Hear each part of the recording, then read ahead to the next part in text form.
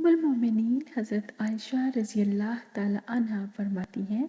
کہ جب حضور صلی اللہ علیہ وآلہ وسلم کا وصال ہوا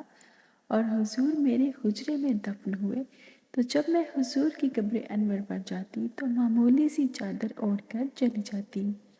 اس خیال سے کہ یہ میرے شوہر ہیں۔ پھر حضرت ابوبکر صدیق رضی اللہ تعالی عنہ کا انتقال ہوا تو وہ بھی ساتھ ہی دفن ہوئے، تو میں پھر بھی اسی حالت میں چلی جاتی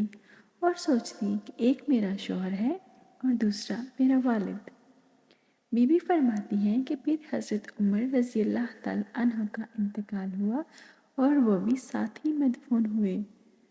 تو جب میرا وہاں پہ جانے کا ارادہ ہوتا تو میرا انداز بہت مختلف ہوتا۔ بی بی فرماتی ہیں کہ اب جب بھی میں جاتی تو خوب اوڑھنی اوڑھ کے جاتی، اچھی طرح سے چادر لے کر جاتی، مجھے عمر سے حیا آتی ہے۔